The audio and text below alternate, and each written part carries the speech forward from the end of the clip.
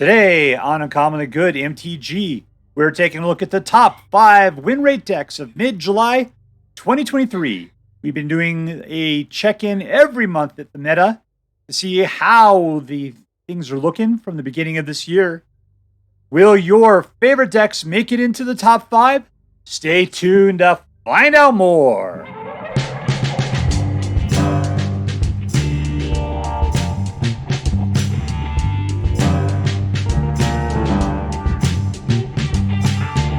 Hello and welcome to Uncommonly Good MTG.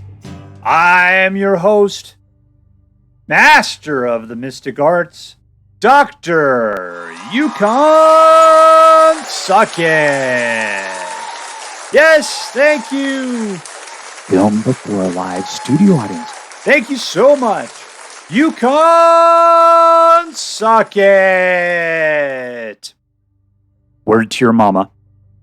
So today I'm broadcasting to you once again from my, say it with me, secret underground headquarters. I heard you. And I'm bringing you the top 5 win rate decks of mid-July 2023. So since the beginning of the year, I've been putting out at the midpoint of the month which decks were in the top 5 win rates based upon Untapped GG's tier list of those decks, the best of, standard, best of 1, bronze through platinum. And this one's the play between May 30th and today. We got a total of like 1,500,000 matches, all calculated together to come up with the top 5 list. And I got to say that I got only one announcement to make. There's basically, since last month, this list has stayed practically exactly the same. The big changes are that Abzan Toxic has dropped from 4th place to 9th place. Has just completely dropped out of nowhere. I think people are just like tired of Toxic and have just started making decks to just roll that stuff.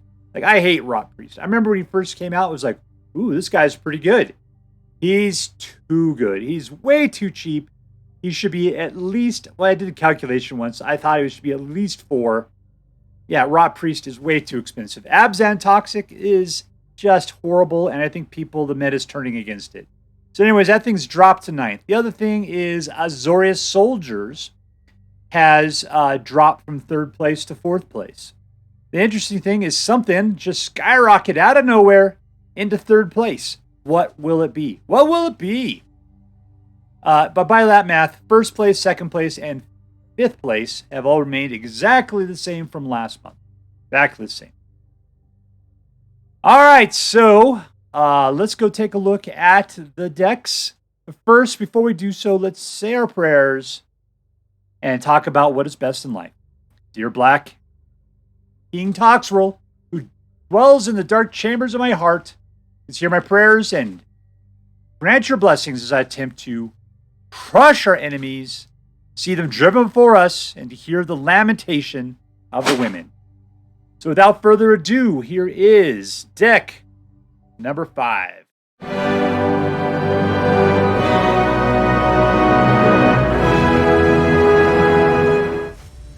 All right, go and get Xevo. Not crack that whip.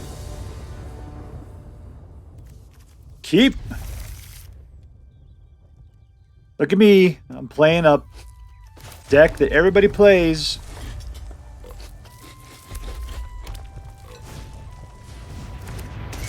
I'm playing against the mirror matching right now. Go get him, Feldon.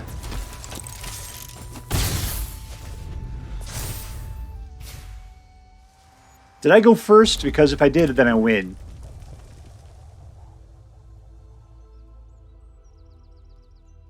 You gotta put a creature out.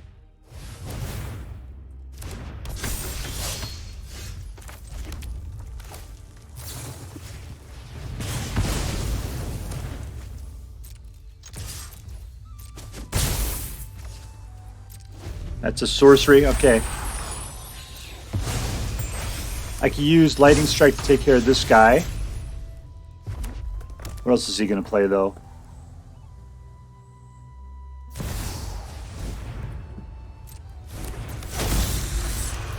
Doesn't really matter. They both have haste.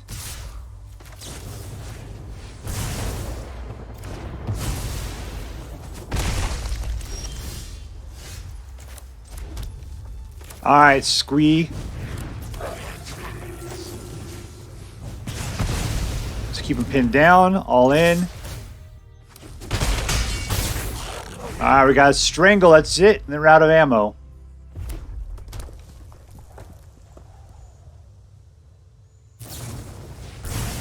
What are we looking at there? 4 in our graveyard? We can pull them back.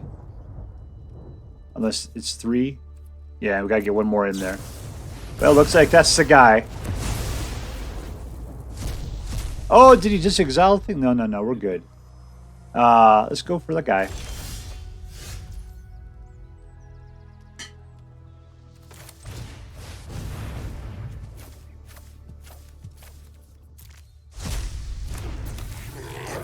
Attack! Lost out on the Swift Sphere. Down to 7. There we go. Mono red, destroying them all. Victory!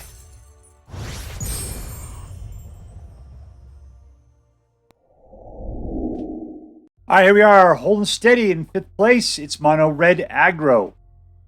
This is pretty much the exact same deck we played last week in 5th place. And the funny part is, I feel like this should be number 1. I think this should be the number 1 deck. You know, even when I was playing like the number 2 and the number 1 decks this month, whenever I'd go, if I had mono red aggro going first against me, I felt like I was going to die. Mono red aggro going first is nearly unstoppable. How this thing ends up at 5th place, I have no idea. If anything, it's just because mono red aggro has been so dominant for such a long time that regular people know how to stop it. I mean, your biggest thing you got to worry about is life gain. Anybody that can give themselves a little bit more life has the ability to kind of get beyond what this deck is capable of doing. But between the Monetary Swift Spear and the Phoenix Chicks, just their relentless attacks, the lightning strikes and the play with fire, just taking out any sort of threat in the way. This one even has Strangle mixed in. And I gotta say, usually you don't see it in a good mono red aggro, but something that costs 4. But Thundering Raju is just so incredible. So incredible. And Furnace Rains, man. Man, I'm a huge fan of temporary Kane controls. You see people sitting there, they have like one guy out and they're just like, I can defend, this is gonna be great, I'll kill their one guy. And then you just take control of it and use it to attack them. Yeah, they can suck it. I gotta say, I just love Furnace Rains in this deck. These 2 cards just give it so much extra power. Good squee, everything. This deck is so incredibly good. I don't know how this deck is not number 1. From month to month, this is the one I play, and I play it when we get to the mid-month. And I just can't, I don't know why. Because I live in fear of this deck. There's only one other I just won't even play, Mono Blue. Just whatever. I just can't stand being countered constantly. 1 counterspell, sure. Like 5 counterspells, no. But still, other than that, this deck is it. So this is my heart song right there. Mono red aggro. The only thing that'd be better is full Goblin Tribal. Man, I love a good Goblin Tribal. Maybe someday. I mean, I know you could do a Goblin mono red right now. It's just not quite as efficient. I don't think there's as much haste going on. But back in the day, yeah, that was the deal. It was all mono red doing. It was Goblins was doing the mono red deck win kind of situation. So is this deck winning? Yes, totally. This is a competitive deck. If you got some juice, put this one together, climb the ladder. This is the way to do it. Is this deck fun? Absolutely. It comes out fast. It comes out aggressive. And those lightning strikes, strangles, and play with fires give you lots of opportunities to do cool things against, Strangle has to go against a creature or a planeswalker, but lightning strike and play with fire, you can save them to shoot people in the face. Doesn't matter. Reinforced Ronin just popping out. Basically, it's like a play with fire every turn that they can't seem to do anything about if they can't block it themselves. Just fantastic. And lastly, is the deck interesting? At this point, it is incredibly boring. You know what makes it interesting? It's the Thundering Raju and the Furnace Rains. these two cards you don't normally see in here. And it makes it a more interesting deck. That's what's nice about mono red aggro is you can definitely play around here at the high end. You don't need these cards at all. Anything in the 3 and the 4 category, all this stuff will win you games. 1s and 2s right there. This is just extra fluff that allows you to play with the weirdness of it. Man, in an aggro deck, having 4, that's rough. I would almost never go above 3. Just because it's consistent, right? You want to hit it hard, you want to hit it fast, and you need to be able to get past the early blockers, make it to where they can't do anything about it. It's just totally aggressive. Anyways, this would be my number 1 pick, yet it's number 5 for July. Let's see what we got going on number 4. All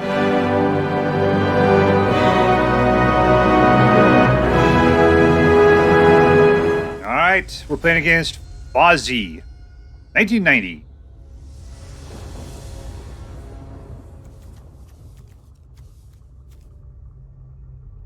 All right, there's our bomb. There's a bunch of cool dudes. Let's keep it. Let's turn off the needle nose. Got nothing to play for 1. We're going second against mono red. This is not going to go over terribly well.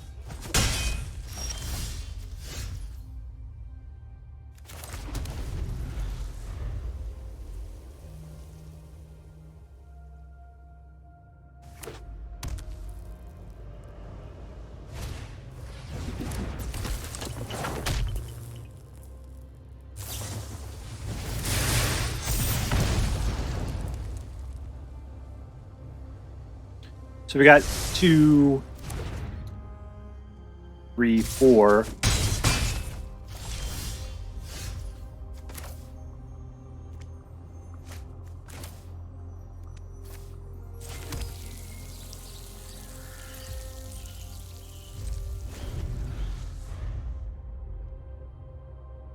Yeah, let's see, we're super slow in comparison to mono red. I don't know how mono red is number 5 on the list. I really don't. It always seems to me like it should be number 1. And let's surprise them.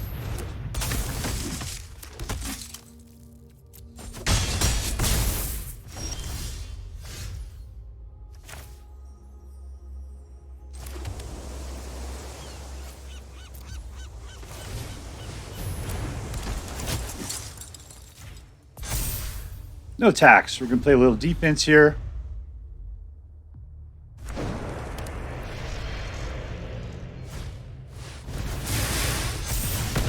I'm shocked that you'd go after that one rather than the Siege Veteran.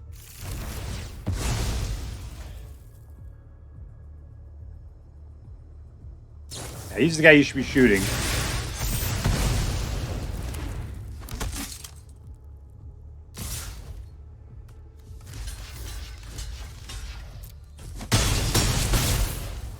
Down to 7. All right, I got 4. Let's just use Muriel here.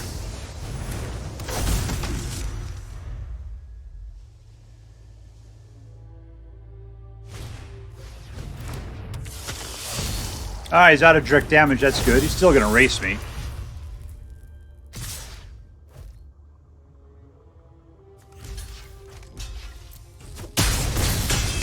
All right, I'm down to 3.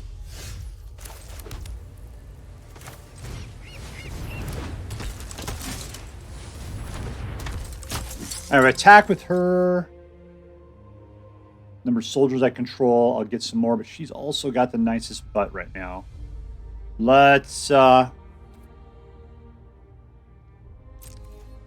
get a lot more of those little dudes. That's what matters.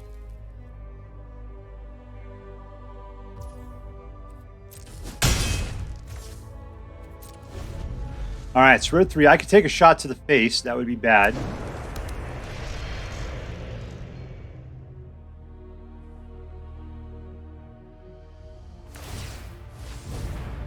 Yeah, he's going to rush it. He's got 5. I got 5. These guys are weak.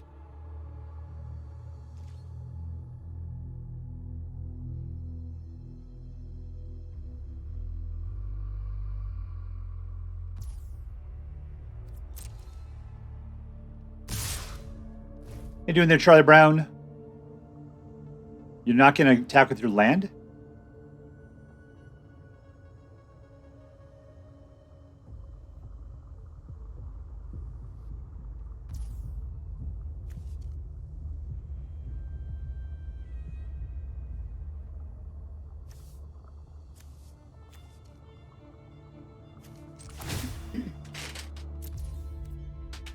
All right, what does this guy do whenever attacks? Blah, blah, blah. All right, here we go.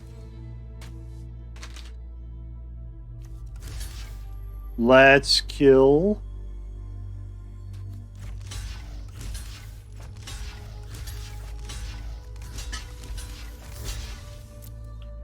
There we go.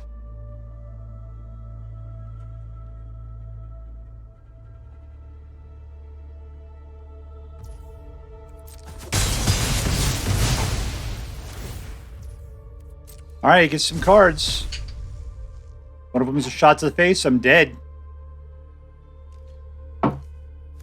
Nope.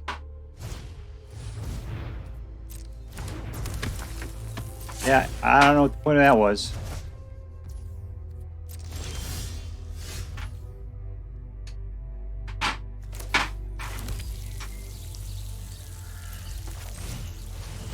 We're flooding the board at this point. We got two guys that can stand behind. That's good. He's got two guys that can attack.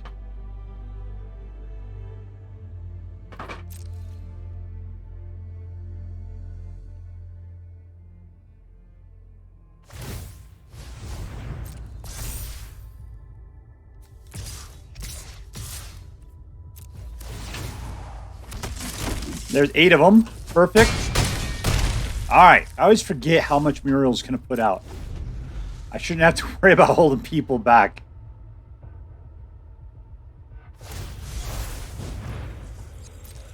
Man, I'm just trying not to get shot in the face.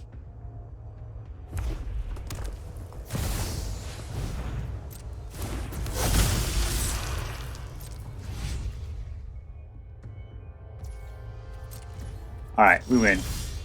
Big game. There we go. Victory!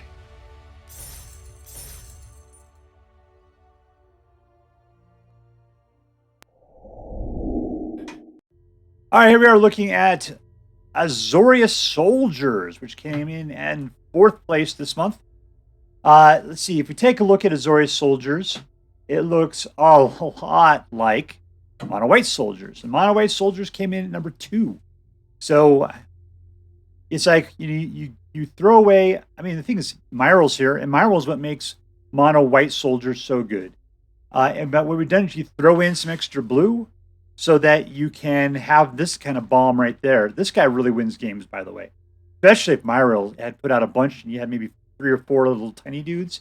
Because this says whenever you attack with 5 or more, they get flying and +1/+1.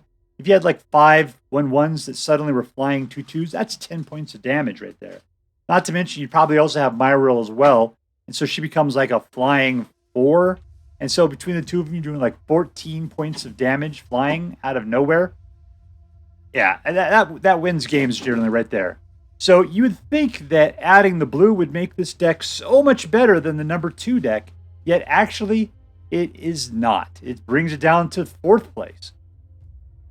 I mean, the cards that are in here are practically exactly the same as what's in Mono White Soldiers. Yeah, Yodel and Frontliner, Crewman Officer, not Resolute Reinforcements. I don't know why that guy's in here. I mean, you can. Thalia, Valiant Veteran, Brutal Cathar, Siege Veteran, Myro. Those are all Mono White Soldiers, right? Totally. But adding these twos in there, really it's just for interest and fun. Now, the thing is, I think I actually like this deck better because of that. I personally do. Because, yeah, I like the fact that you got flying dudes. There's so many times you get cock blocked by little dudes on the ground that just keep popping out. And then it's just like, oh, look, I can't make it through because these little chumpers are in the way constantly. This deck allows you to get past it. Yeah, this guy keeps putting out soldiers as well every time he attacks.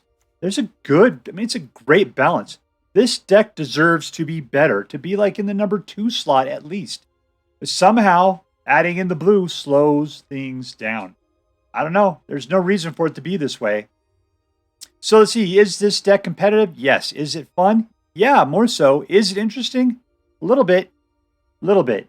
I mean, it's way more interesting than the other mono white versions of it. But from a real deck perspective, this is boring. This is boring crap because it's just competitive. It's stripped down decks which aren't doing anything all that great. The thing is that like I love a good mono red, and that's even more boring. But I can just feel their little goblin souls wanting to attack. Soldiers, on the other hand, these guys all just kind of want to lay around and get something to eat. I don't know. I just don't feel it from them. The goblins, though, man, those guys, oh, mono red, yeah, totes, baby. I just like the explosiveness of mono red. This one, it's cool. I like the fact that it's got flying mixed in. But anyways, it's a great deck. Is it holding steady? Maybe it dropped a couple, like one maybe from last month. Let's take a look at the list here real quick.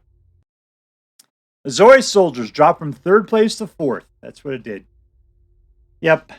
So dropping one this month for July, Azorius Soldiers.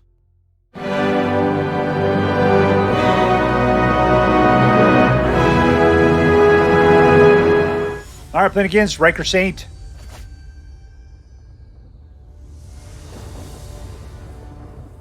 One, two, three. All right. I'm not really sure what the point of malaria is. I mean, I guess if I'm going against Toxic, it's great, but it seems like such a thin focus.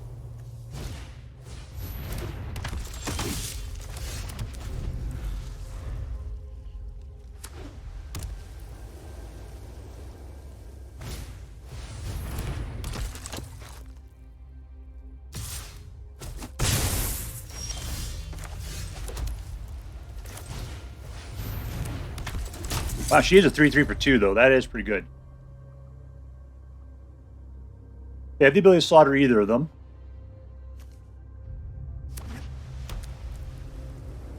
I haven't seen an unruly mob in such a long time.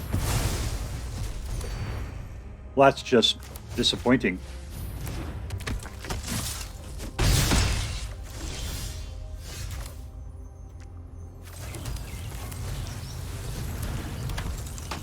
And we're done.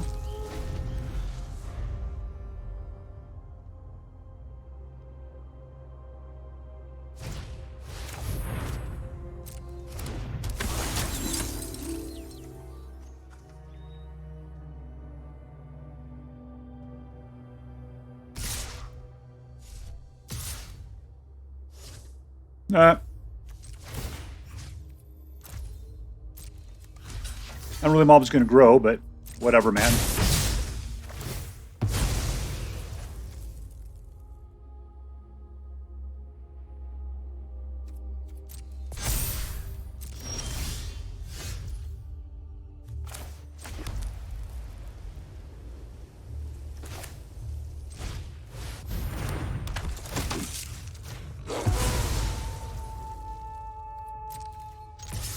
See if he's willing to trade it off.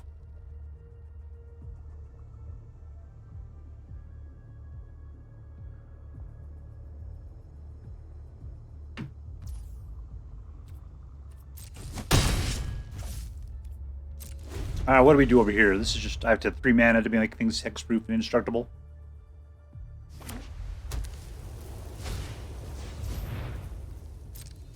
We got a lot of those recruitment officers.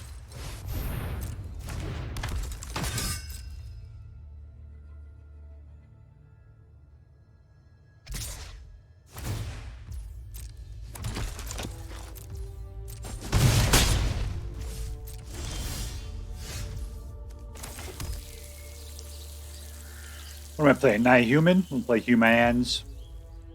Should I put up my own Adel in at this point? Or just take his out?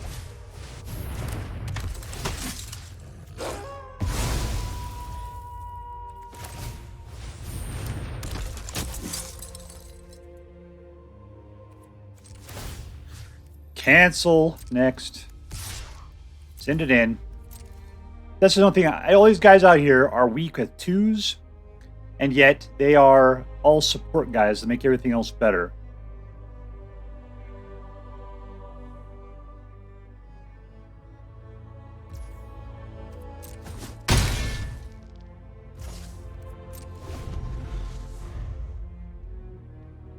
And I don't want to throw them in the way of conflict there. I mean, I'll kill a 1/1 if it comes my way, no problem. These other guys, a little much.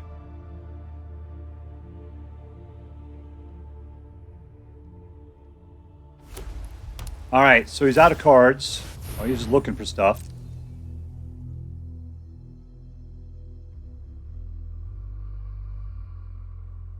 Lena and Alana won't be bad.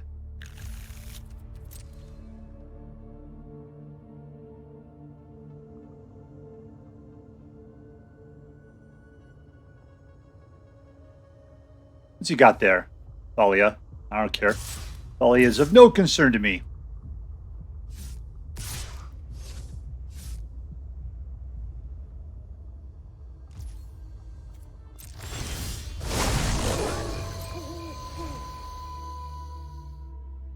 Oh, if those guys turn back. How do I turn back at this point? I have to cast 2 spells. I don't have the ability to at this point.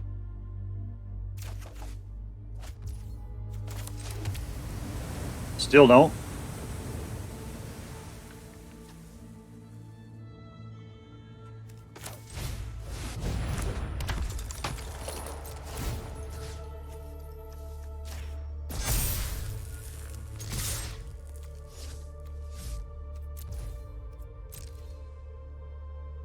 All right, you can have your unruly mob back, provided you can deal, like, whatever. I mean, he's got first strike.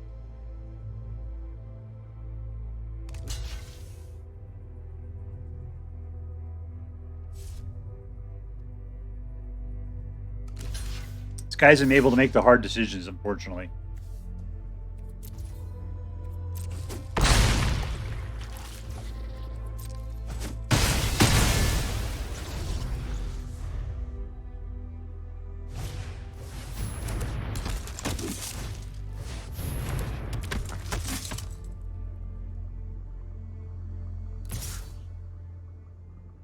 I've got first strike. I got first strike. I got first strike, and you don't.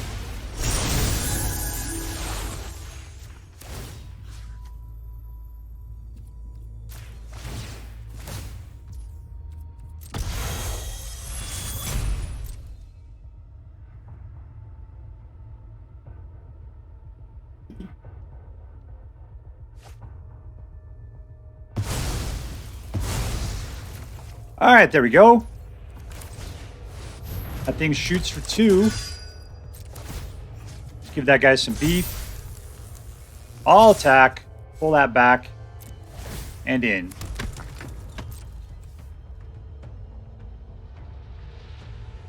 Alright, I think I got it.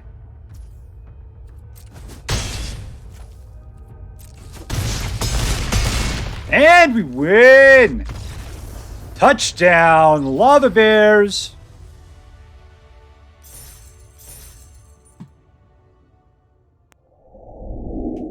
All right, so here we are with Naya Humans. Naya Humans.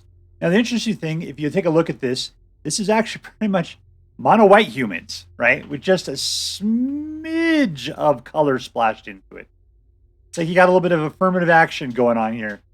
Because, Hopeful Initiative, not Skrelv, but Hopeful Initiative, Kopakart, Intrepid Adversary, Thalia, Adeline, Bruicathar. That's mono-white humans right there. Mono-white humans, right? And you could easily see Skrelv and Valorous Stance in a mono-white human deck. He's not human, but that dude protects everything. So he probably wouldn't do it, but you can. There's no reason for Skrelv to be in here. This one just happens to have it. Skrelv's a great card, but it isn't, I don't know, part of any particular synergy. He's just good for protecting stuff. Providing a little bit of toxic. I'm not a Skrull person. I don't really see what the point of it is. I mean, it does stuff. That's good. But it's not really synergistic with everything that's going on there. It just helps to protect things. Malira, The Living Cure, also another card. I don't quite understand why we bothered to put it in. I mean, yeah, sure, if you're going up against Toxic, it's a fantastic card. Keeps it so you get no more than 1 per turn. Great. But that just nips Toxic in the bud. You got to know who you're playing in your meta. See, that's the thing is if you take a look at the top 5 decks, you know how many of them are Toxic? None. Absolutely none. Top 5, none of them. Malaria is not necessary. Sure, she's a 3/3 for 2. That's a lot in a almost mono white deck. So, but other than that, it's like I'm not really sure what the point is. Yeah, I was just looking at her other abilities. I'm just so those 2 cards. I'm not sure why. What do we got over here? Helena and Alana. Obviously, Helena and Alana are excellent. The only card that needs red is Helena and Alana. And so that's the whole reason why this thing is Naya rather than Selesnya. We got Sigarda here. What does this thing even do? It's a humans get +1/+1. So that's why we're doing humans. Not a human herself, but she's definitely helping out everybody else. What I really like is the synergy between Sigarda, the Coppercoat Vanguards, and Helena and Alana. Because then Helena and Alana get pumped up, which means that they can put that many more +1/+1 counters on everything else. And it's just, that just gets going. It's a nice little synergy of circles of crap going on there. Flying and Trample. Reveal human cards, put it into your hand. This Sigarda is not as great as some of the other Sigardas are. Still having a human lord and a human deck, it's good for human tribals. So is this deck competitive? Yes. I mean, everything on my list is competitive, right? This thing's on, it's number 3 for the month of July, right? So absolutely, it's a competitive deck. When I played it, it did all right. It seemed very Platinum Mythic listy to me. Number 2, was it fun? No, it wasn't. The only thing I found was fun was Brutal Cathar coming out and, pinning some stuff down. Brutal Cathars are just so weak. So weak. If I was playing Brutal Cathars in reality, I would probably want to focus more on their werewolfism, flipping back and forth. I'd try to control that with like a Celestis or something, because when they flip back from werewolf to regular dude and they get to steal another guy, that's when Brutal Cathars are so excellent. But when you don't have that, it's like you're just stuck at the whim of whoever can play 2 cards in the same turn. And that sucks. So that's why it's like I feel like this deck it's excellent. Obviously, it's a winner, but you're missing out on a lot of functionality that would make it a lot more fun and interesting. But anyways, there you go. Number 3 for July, Naya Humans. All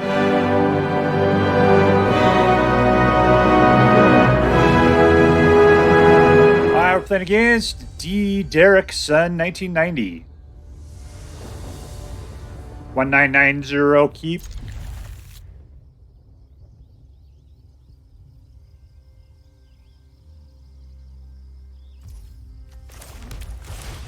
Not you.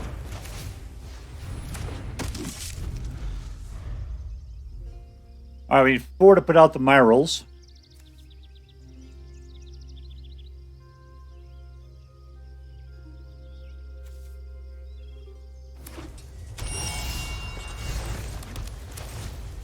Thalia will keep things pinned down. I'll attack.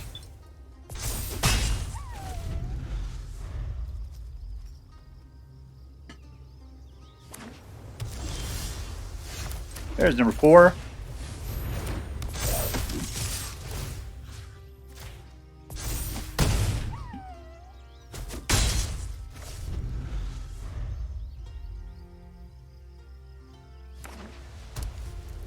Is this guy playing Bant or something? Yep. Alright, is he going to counter my roll?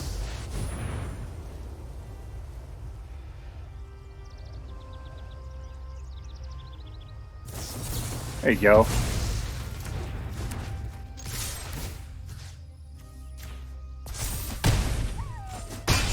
Down to 5. And we win! Victory!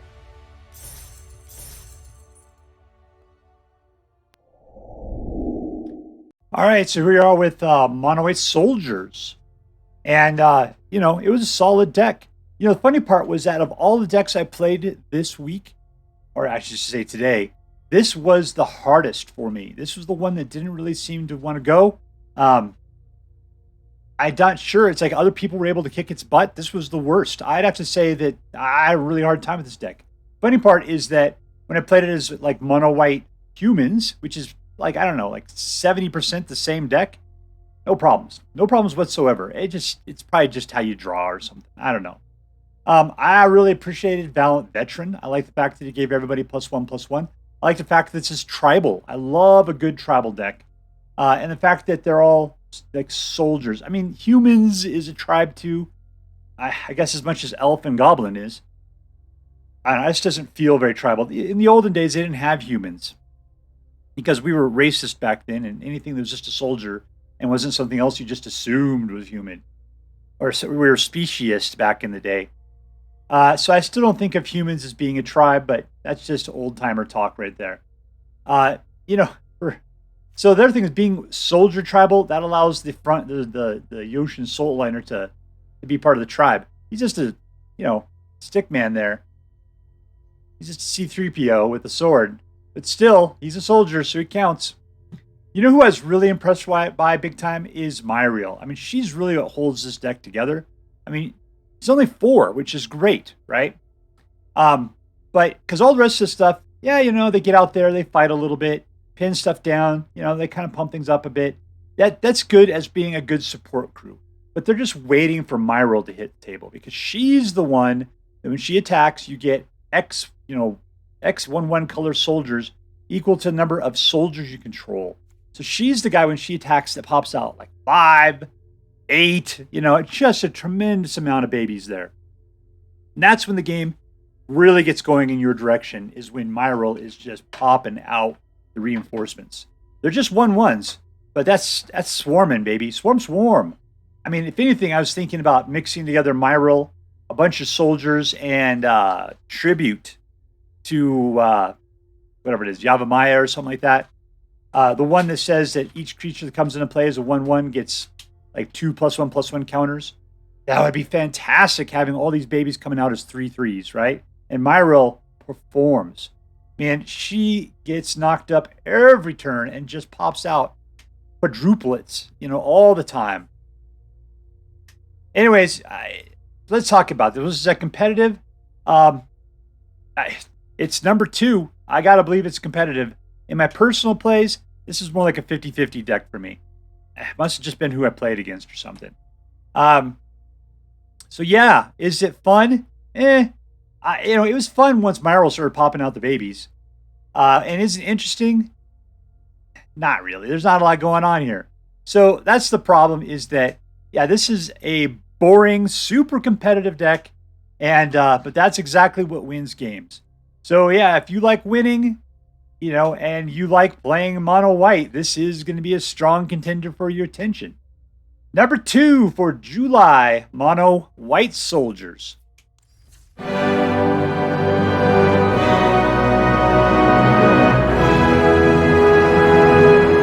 right, playing against Solomonkain. All right. What do we got here? 1, 2, 3. All right.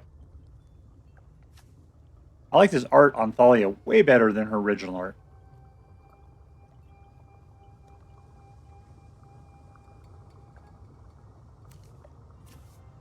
Good job, Joshua Alvarado. Keep. Nope. No black bats. I don't like bats squeaking in my ears.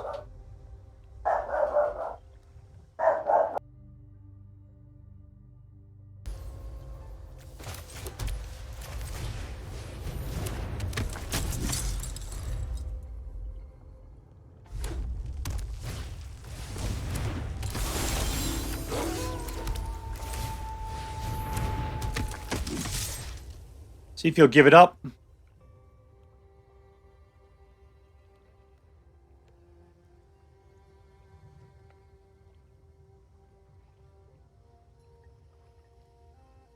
You willing to trade it off there, Smokey? It's just a recruiter. Thalia will slit his throat. Of course, don't you pump. You can always trick me.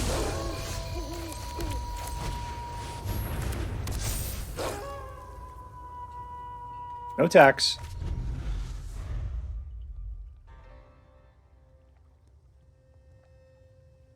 I got to cast 2 spells, huh? Well, I got them right there.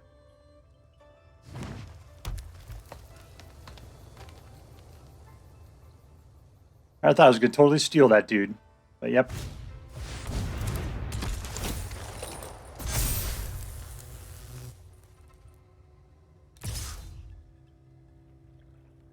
You recognize your problem? Do it. Commit. Commit. I'm not going to touch it. I'm not going to do anything that'll get you to not commit. Do it.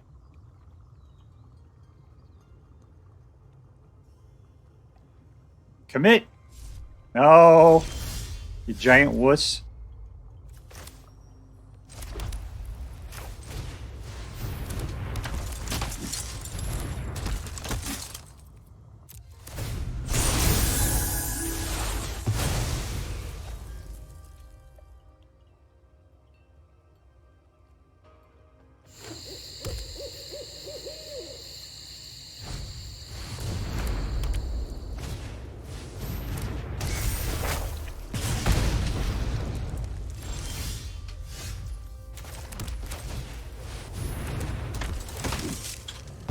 There's your last guy. We'll put this person out.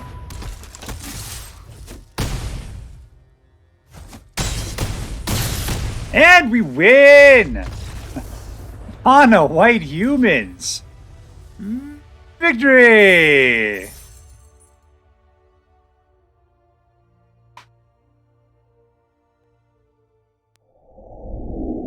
Alright, so here we are with Mono White Humans. Number 1. Yet again, month after month after month. You know, you always wonder, like this is what I wonder. Why is it that Mono White Humans is always better than Mono White Soldiers? And, you know, because they're practically the same decks. I mean, Recruitment Officer, Coppercoat Vanguard, Dahlia, Brutal Cathar, right? But then the big thing about humans is that you're able to mix in knights. You know, we got a little bit more than just that, though. I mean, the Hopeful Initiate is a warlock, and we've got Adversaries, a scout, knight. And the thing is that saying that like Adeline is just that much better than Myrel? That you know, they both put out dudes. It just seems like Myrel puts out a lot more guys. But yeah, I don't know what it is, but for some reason, Adeline decks are always edging out Myrel decks. And I don't know. It seems like they're practically the same decks. It seems like Myrel's probably a better card. Maybe Adeline's a little cheaper because it only costs 1 less to put out. So you could get to her earlier and maybe get more, you know, aggression going on or something. She does have the ability to grow a lot bigger, you know, as far as her ability to attack or power. But still, you know, the 3-4 of Myrel, I don't know. I still don't think that the Knight Errant of Eos is all that big of a deal. Sure. You can go looking for stuff. You got Convoke. But, I'm not sure that's the swinger on that. But for some reason, Mono White Humans is holding out month after month after month. Yeah, so it was a slamming deck still. I mean, the thing is, because this is practically the same deck as Mono White Soldiers, it's just like you're just playing the same deck over and over again. As far as interest is concerned, this deck is so incredibly boring. So boring. But is it fun? You know, not really. Because, I mean, sure, you're fighting, you know, you're sending guys in to attack, but there's not a lot going on. I mean, I guess Brutal Cathar and Ossification get to pin some stuff down between the two of them, you know? There's not a lot of interesting things going on with the creatures themselves. Really, it's just aggro. That's the deal. I mean, it's just you're being very aggressive. You're able to grow your guys with Intrepid Adversary and Coppercoat Vanguard. Hopeful Initiate grows himself as well. Adeline keeps popping out the babies all the time. there's a growth to it. It's a good, solid deck. It is super competitive, super triple check positive competitive. Yet, as far as interest is gone, not there. As far as funness, it's all right. But yeah, so I have a hard time with this deck. Still, if you're looking to climb the ladder, this is it. Number 1 in July, Mono White Humans. All right, so this is the list of the top 5 win rate decks of July 2023. And I got to tell you, I'm getting a little bored with, the Mono White Soldier, Mono White Humans. They're holding the top 5 positions here. I mean, the Naya and the Azorius is just the same decks with just slight changes in color. So it's the same stuff over and over again. And the problem is that going into the future, come September, they're not rolling out. We're not going to see that stuff go away. They're going to just stay there dominating the top slots. Now, what could happen is as we get into new standard sets, they could put something in that's way more annoying and it's able to bump them out. But that would just be more god-awful cards. They'll be played consistently and it'll just be the decks that always win and it will suck. So I hope that doesn't happen. But no matter what, we're probably going to be stuck with these decks for at least another year. At least. But if you like winning and playing fun decks and interesting decks isn't high on your list, this is it, baby. You found the right place. So anyways, I hope that you enjoyed this check-in, and we'll check in again a month from now. That is all for now. If you enjoyed this video, please make sure to like and subscribe. From all of us here in the secret underground headquarters of Uncommonly Good MTG, have a great day.